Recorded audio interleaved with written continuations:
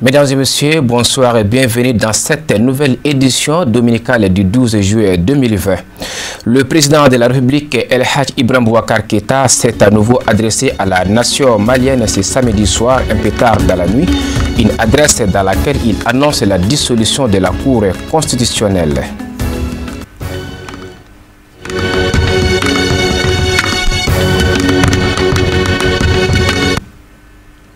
Une fois de plus, mesdames et messieurs, bonsoir et bienvenue. Hier vendredi, une troisième mobilisation contre le président Ibrahim Boubacar Keïta a eu lieu à Bamako, la capitale malienne. Alors que le mouvement M5 avait appelé à la désobéissance civile, des barricades ont été érigées et des bâtiments publics saccagés. Les heurts ont fait plusieurs morts et des blessés et certains leaders de la contestation ont été arrêtés. Le président Ibrahim Boubacar Keïta a, dans son adresse à la nation, annoncé la dissolution de la Cour constitutionnelle. Je propose de l'écouter. Bismillahirrahmanirrahim. Mes chers compatriotes, respectez les hôtes du Mali. Nous avons suivi tous et déploré ce qui s'est passé hier dans notre pays, en particulier dans la capitale, Bamako. Des actes de vandalisme à nul autre pareil, le saccage de l'Assemblée nationale, l'occupation de l'Office de radio-télévision nationale du Mali, le pillage des biens de nos citoyens, les voitures incendiées d'agents du service public, et plus grave, dans des circonstances qui seront élucidées, Inch'Allah, par une enquête,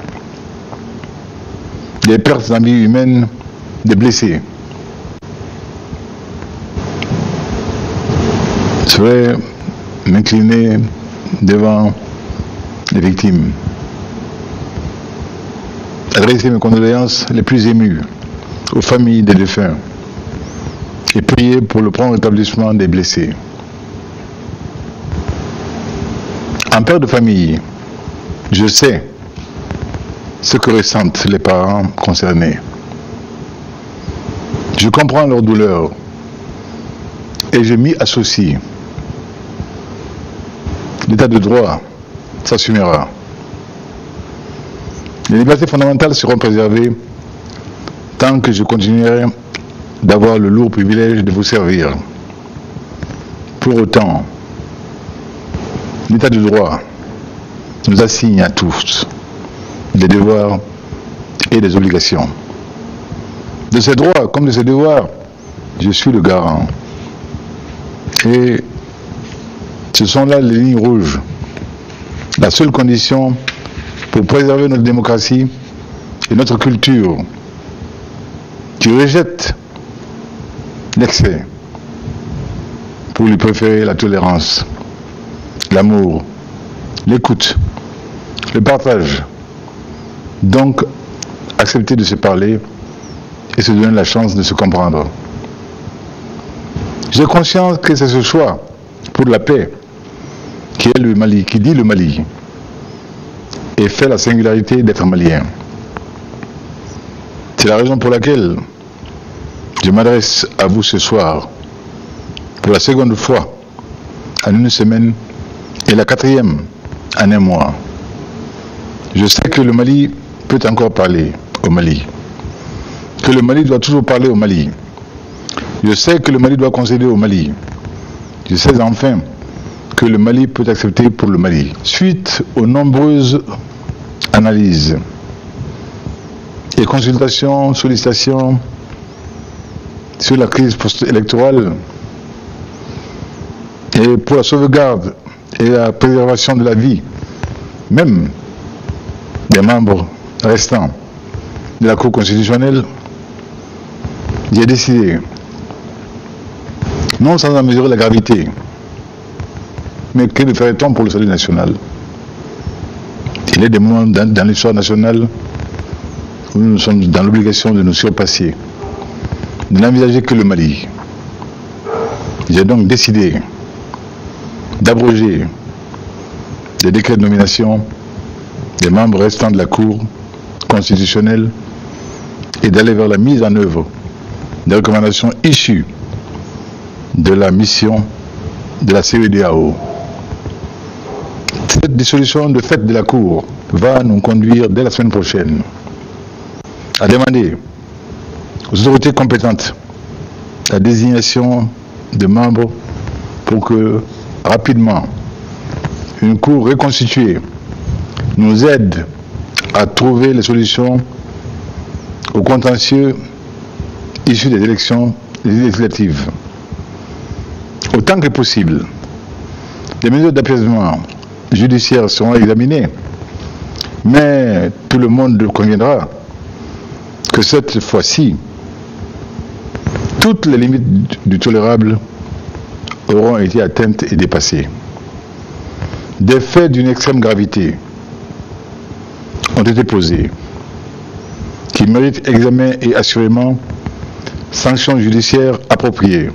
Enfin, pour être en plus grande capacité de faire face à la situation actuelle, tout en donnant des chances au gouvernement de consensus, à la mise en place duquel nous nous évertuons, et nous ne perdrons pas patience ni courage, je continuerai de privilégier le dialogue avec toutes les forces vives de la nation pour la mise en place d'une équipe gouvernementale consensuelle composée de cadres républicains et patriotes et non de casseurs et de démolisseurs du pays. Le Mali mérite mieux que ça. Chacun dorénavant est édifié, aura vu à l'œuvre ceux qui aiment le pays et ceux qui sont les démolisseurs du pays. J'ai toujours eu souci de la quiétude, de la paix et de la compréhension entre les enfants du Mali. Je ne changerai pas d'attitude, telle sera toujours ma raison de vivre. Le Mali, quoi qu'on en ait dit, toujours le Mali au-dessus de tout. Qu'Allah bénisse le Mali, le préserve, nous fasse le bonheur d'un bon hivernage et la joie et le bonheur de retrouver rapidement, sain et sauf de retour, notre frère Soumaïla Cissé. À ce sujet, je voudrais vous mettre en garde contre des fausses informations qui circulent sur les réseaux, qui ne tiennent même pas compte de ce qu'elles peuvent causer à une famille dans la peine déjà, et en rajoute à son anxiété, à sa douleur. Je dois dire ici qu'il n'en est rien. Soumaïla est sain et sauf. Et Inch'Allah, il sera de retour parmi nous. Qu'Allah bénisse le Mali. Voilà, c'était le président Ibrahim Boubacar Keïta qui s'adressait pour la seconde fois en une semaine à la nation malienne. Fin de la formation initiée par l'ONG Cap Demesso dans le cadre de la concrétisation de son projet complet. Une centaine de jeunes éleveurs de la région de Caille étaient concernés par ce cadre de renforcement des capacités.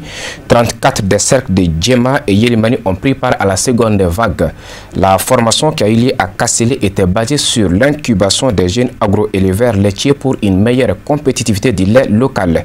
Nos envoyés spéciaux à Kassélé, Alhamidou Badini et Samba Traoré.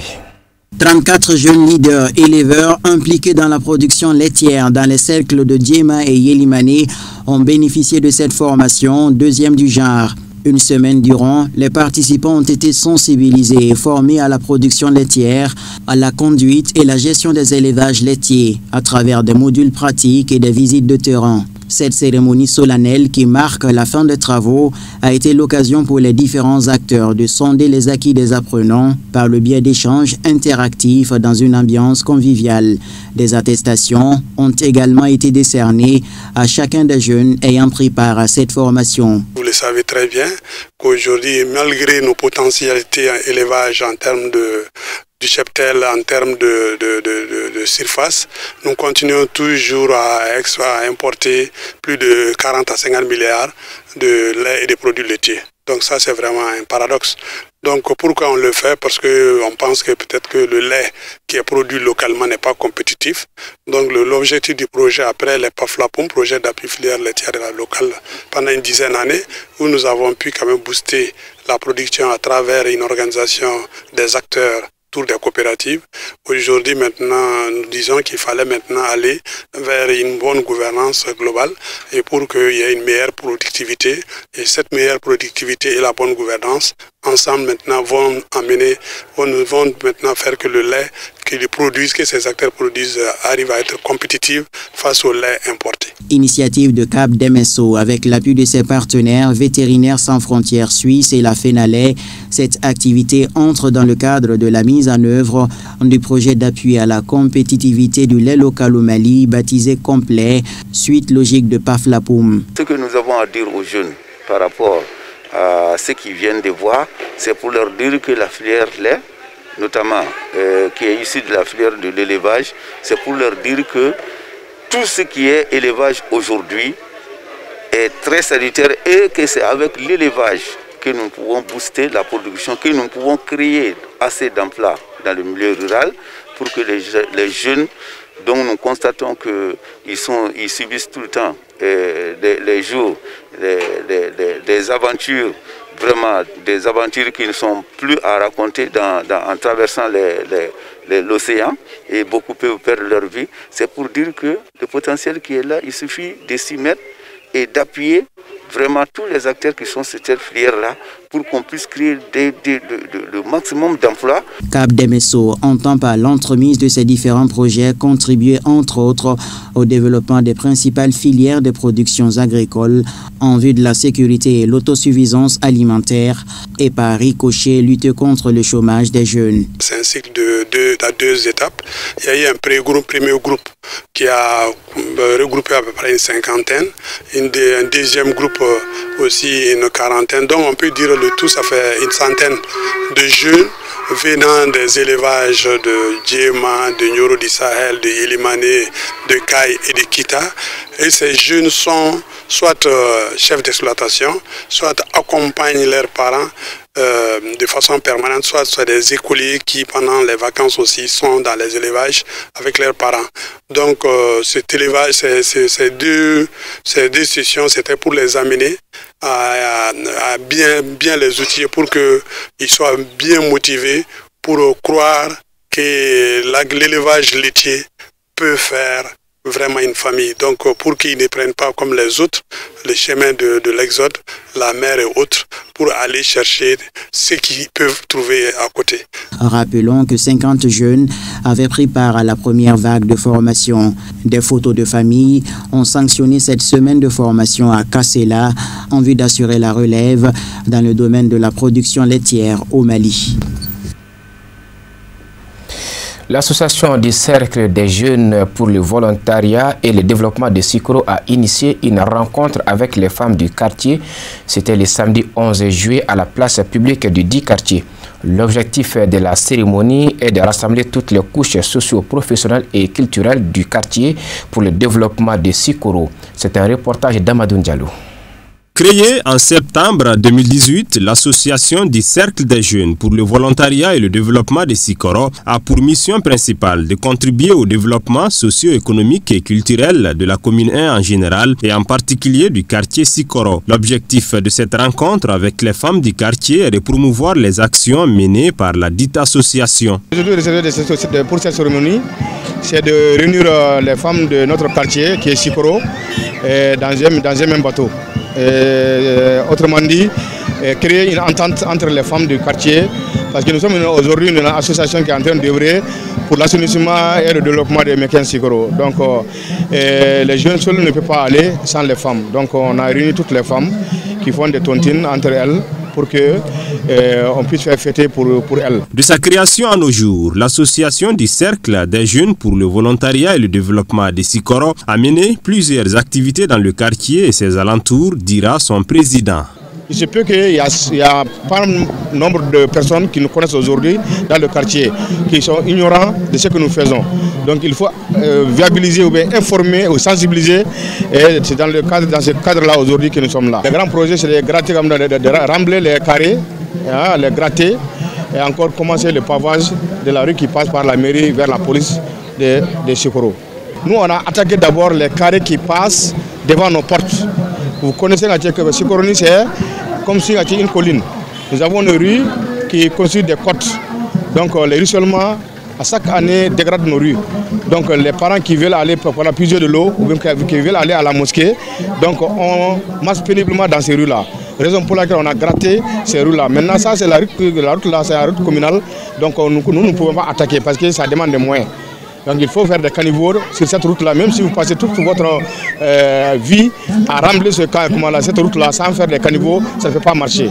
Et la situation n'a pas ses moyens aujourd'hui, raison pour laquelle vous voyez, nous avons ces soucis-là aujourd'hui. Conscientes de leur rôle si indispensable dans le développement des Sikoro, les femmes du quartier s'engagent à accompagner toute initiative visant à épanouir les habitants de la localité. C'est pourquoi elles étaient au premier rang de ce grand rendez-vous culturel avec toutes les couches socio-économiques de Sikoro. Pour promouvoir notre association, afin de faire voir l'efficacité dans le travail que nous menons dans les quartiers. Dans la dite association, nous menons des activités comme accompagner les hommes qui sont en train de faire des travaux en leur donnant des eaux, en leur préparant leur thé à manger.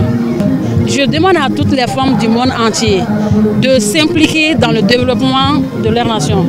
Rien ne vaut que l'application des femmes dans les travaux. Cette rencontre aura été marquée par des chants, danses et autres manifestations folkloriques.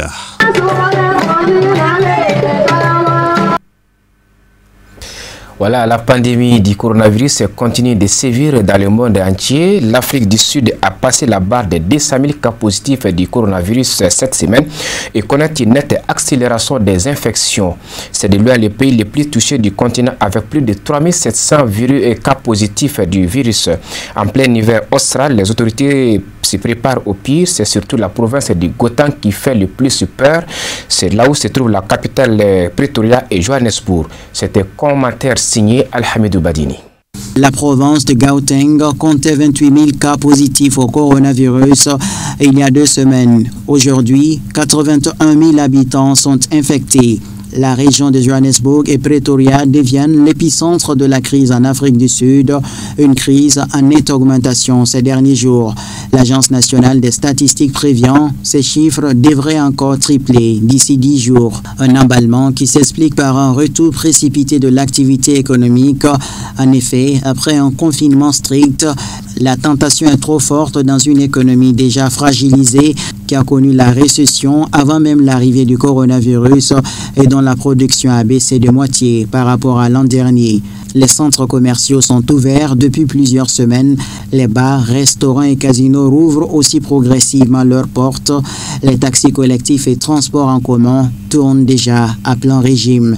Le président Cyril Ramaphosa avait prévenu ses concitoyens que l'État avait joué son rôle et que leur futur était maintenant entre leurs mains. Un aveu d'impuissance relayé par le ministre de la Santé pour qui la tempête est en train d'arriver irrémédiablement. Les autorités se concentrent déjà sur l'après. La province de Gauteng augmente la capacité d'accueil de ses cimetières en creusant des dizaines de milliers de tombes pour procéder à d'éventuelles inhumations de masse. Voilà, c'est ce qui nous amène au reste de l'actualité africaine et internationale. Un commentaire signé Moussa Fomba. La Côte d'Ivoire est entrée vendredi dans une période de deuil national de 8 jours suite au décès d'Amadou Gouan Coulibaly. La période de deuil devrait culminer avec l'enterrement du Premier ministre dans sa ville natale de Korogo le 17 juillet. C'est lui qui devait défendre les couleurs du Rassemblement des Oufouettistes pour la démocratie et la paix RHDP à la présidentielle d'octobre. Alassane Ouattara ayant décidé de passer le témoin après 10 ans au pouvoir. Le parti présidentiel se cherche donc un nouveau candidat et des langues n'excluent plus la possibilité de voir l'actuel président briguer sa propre succession. Il devra écouter sa base, disent des dirigeants de son parti. Toutefois, le gouvernement pourrait également chercher à retarder les élections d'octobre en raison de la pandémie mondiale de coronavirus, ce qui donnerait au RHDP un délai supplémentaire pour choisir son candidat. En Mauritanie, la séance plénière de l'Assemblée nationale sur le projet de loi visant à instituer une haute cour de justice initialement programmée pour le lundi 13 juillet a été reportée sine die. La décision de différer la création de la haute cour de justice a été prise à l'issue d'une réunion de la commission des lois. Celle-ci évoque des problèmes techniques pour justifier ce report de dernière minute. Un député de la majorité a écrit sur sa page Facebook que le report a été décidé suite à des pressions du gouvernement, ce que refute Sidney Sokna, parlementaire de l'UPR, l'Union pour la République, le parti au pouvoir. Cette proposition de loi qui va réamener la haute cour de justice en Mauritanie, c'est une demande de tout le peuple mauritanien, assure Sidney Sokna. Cela émane de l'Assemblée nationale puisque ce sont les différents groupes parlementaires de l'Assemblée qui l'ont demandé. Le gouvernement n'a pas mis 2 jours pour répondre favorablement à cette proposition, dit-il.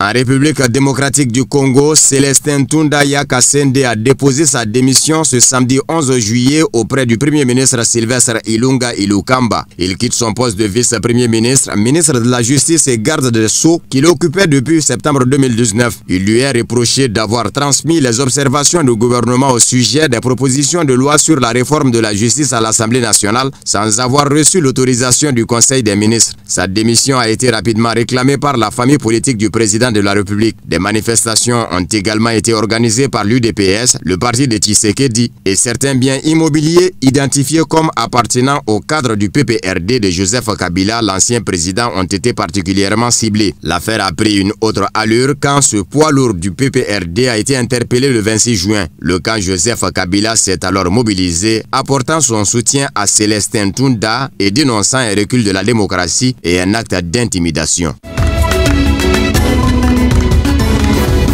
20 ans après les expropriations forcées des fermiers blancs orchestrées par Robert Mugabe au Zimbabwe, le pays s'apprête à leur verser des compensations. Le gouvernement a annoncé vouloir payer des dommages et intérêts à près de 4000 anciens fermiers d'origine britannique. Une compensation qui serait historique, mais qui paraît encore improbable lorsque l'on connaît les déboires financiers et l'inflation galopante qui touche le pays. À l'époque, Robert Mugabe avait brutalement mis fin à la domination économique des Blancs en envahissant 4000 des 4500 fermiers d'anciens colons britanniques en les expropriant manu militari. Depuis, un collectif d'anciens fermiers blancs se bat et demande compensation à hauteur de 10 milliards de dollars. Aujourd'hui, ce sont seulement 3,5 milliards qui leur sont proposés par le pouvoir actuel. Derrière le symbole subsiste la question du paiement de cette compensation. Le président américain Donald Trump est apparu pour la première fois publiquement samedi avec un masque dans le cadre d'une visite à des militaires blessés dans le Maryland, alors qu'il avait lui-même contribué à faire de cet objet un sujet de contentieux politique. Depuis l'apparition du virus, Donald Trump avait évité de se montrer en public avec un masque, alors même que le port de cette protection est recommandé par les autorités sanitaires américaines. Lorsque vous parlez avec des soldats qui sortent tout juste de la table d'opération, je crois que c'est quelque chose de très bien de porter un masque, a-t-il déclaré à la presse avant cette visite. Je n'ai jamais été contre les masques, mais je suis convaincu que cela dépend du moment et de l'endroit. Les États-Unis sont de loin le pays le plus lourdement touché par la pandémie avec plus de 134 000 morts. Le pays a enregistré samedi un nouveau record de contamination avec 66 528 cas en 24 heures. Une erreur humaine, à savoir le mauvais réglage d'un radar militaire, est l'élément clé à l'origine du drame du Boeing ukrainien abattu le 8 janvier près de Téhéran en Iran, faisant 176 morts selon un rapport de l'aviation civile iranienne. Le rapport note également que le premier des 2 missiles tirés sur l'avion l'a été par l'opérateur d'une batterie de défense sans que celui-ci eût reçu de réponse du centre de coordination dont il dépendait. Le deuxième missile a été tiré 30 secondes plus tard en tenant compte de la continuité de la trajectoire de la cible détectée. A noter que le vol PS-752 de la compagnie Ukraine International Airlines reliant Téhéran à Kiev a été abattu le 8 janvier par 2 missiles, laissant 76 personnes à bord, majoritairement des Iraniens et des Canadiens, mais aussi 11 Ukrainiens dont les 9 membres d'équipage ont péri dans la catastrophe.